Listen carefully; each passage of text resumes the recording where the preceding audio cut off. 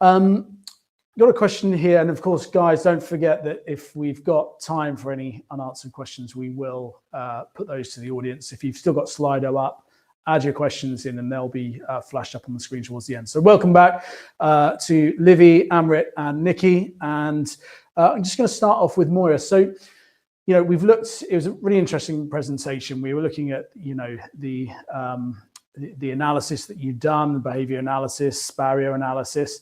And I was just curious to know really about the kind of the bigger picture here stuff, because something that always strikes me is, you know, going back to the pandemic and how suddenly the whole country self-isolates.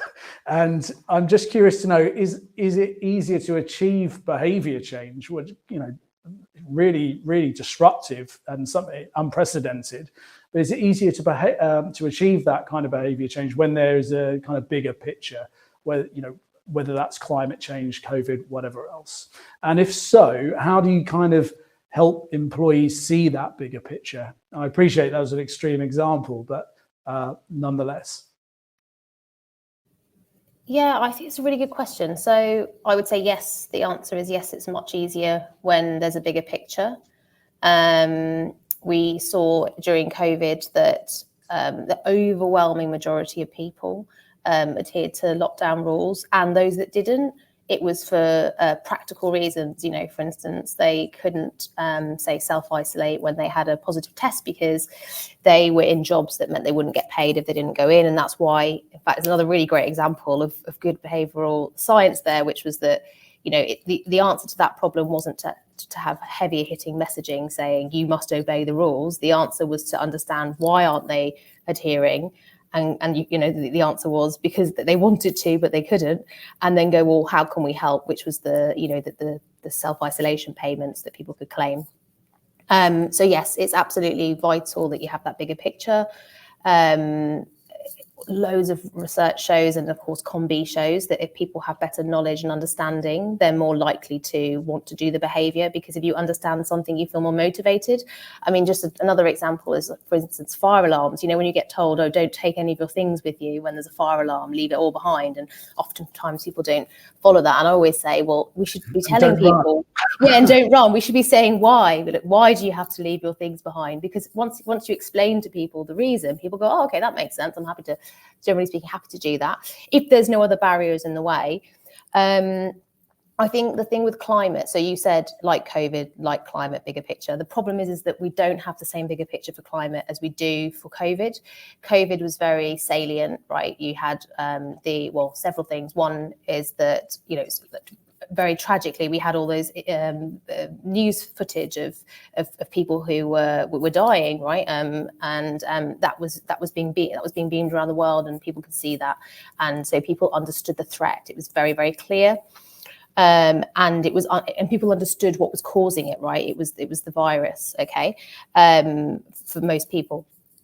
We don't have that same level of understanding for climate. So yes, something like 80% of the public say that they're concerned about climate change, and I'm sure they are, but it's quite a superficial level of understanding of the risk.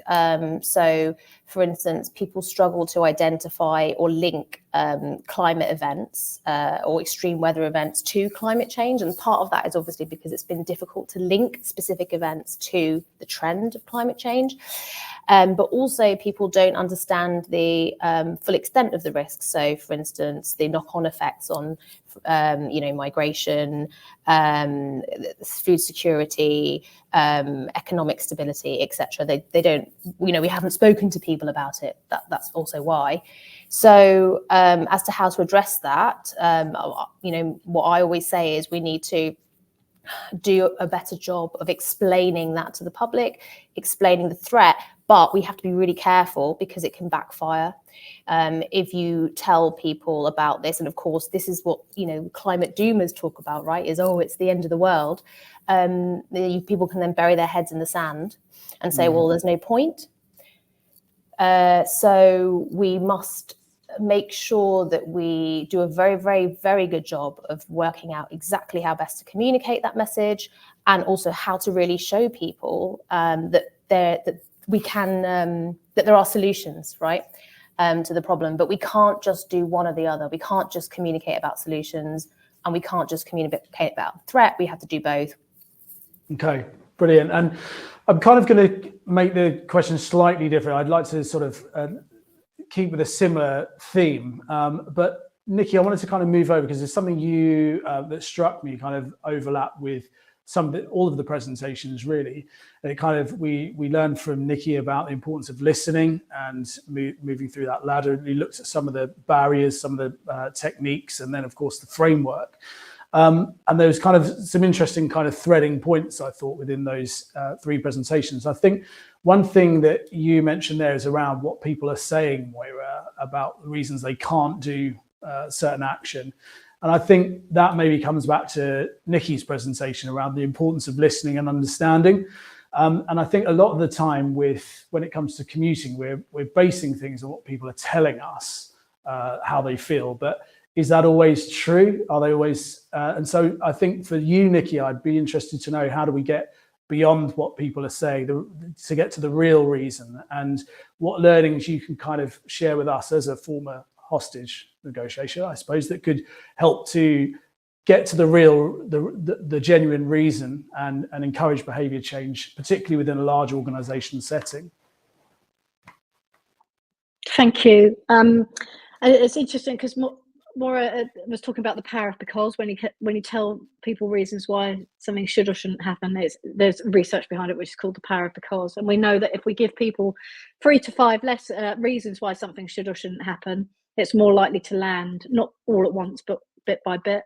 And that's all to do with child psychology as well. I'll just throw that quickly in there. But getting to the heart of the matter is really around using powerful reflective language and being present with somebody.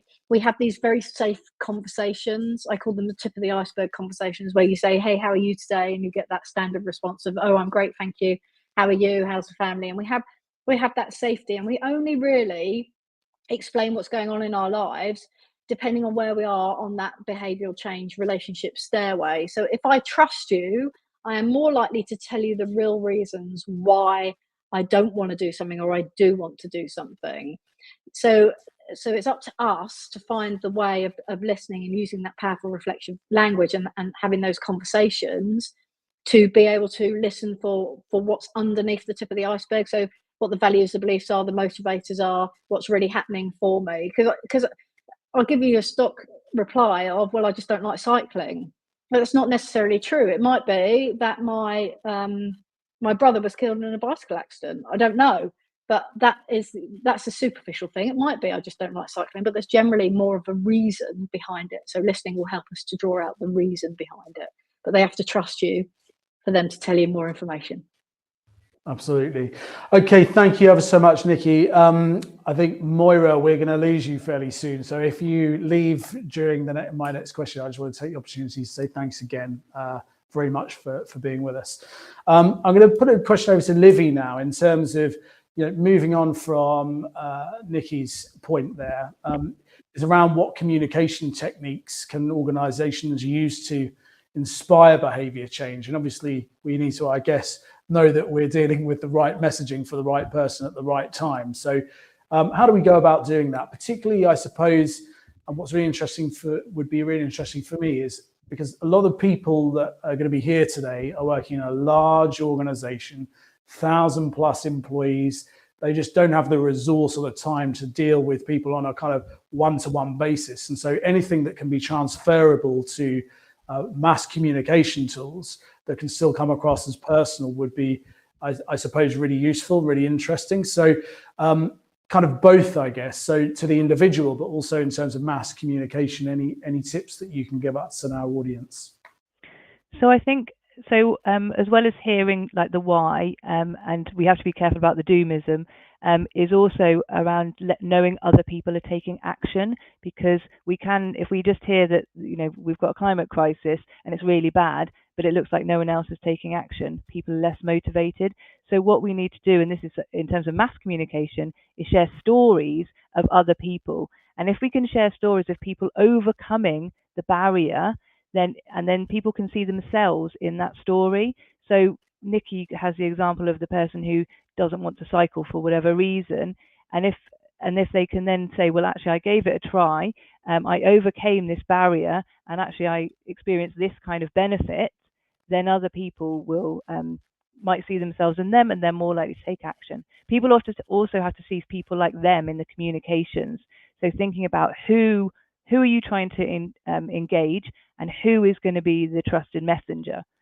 If we're talking about mass communication, we also want to not just be kind of top-down communication. We also want to have those transport kind of ambassadors who are engaging people. And there's so an example of a huge company, Rolls-Royce in Bristol. They have the Bug group, and they get people. They can, when the first people join the organization, they're like, hey, come and join our cycle group. We go out and do this, and we go on Funrise, and and here's all the infrastructure. And what they've done is that people then think, oh well, everyone in Rolls-Royce cycles, therefore I'm going to do it. So again, it's like getting people on the ground, getting them to experience it, getting to normalize it. So that's one of the things is. If we go beyond all the kind of the doomism and all the the reasons, is like the normalizing. So how can we get those messages out that other people are taking action? Fabulous. I'm going to move over to our audience questions. I'm conscious that we're slowly running out of time, and so I'm going to have to politely request that we make these quick fire answers so that we can get through as many as possible. So Amrit, we're going to jump over to you with Harry's question. How can leaders navigate high pressure situations or resistance to change in a way that's constructive and leads to positive outcomes? And just a reminder, if we could keep these snappy answers, I'd be most grateful. Yeah, absolutely, Finn. It's a great question. So I think this comes back to some of the things which we've been talking about on the panel, which is first, the overarching reason, purpose for this needs to be there. And that purpose has to feel genuine. It has to be done from a place of authenticity. So people will be much more in tune with that change. And then it's also understanding what the journey of change is. So there's lots of research that has been done showing that it's, there are stages to change.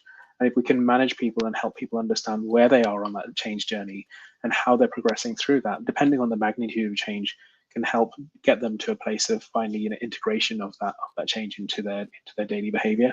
I think it's important though for the leaders who are making this change happen to remain as calm as possible and to always approach it from a place of vulnerable or authenticity, because that's really how we connect as humans.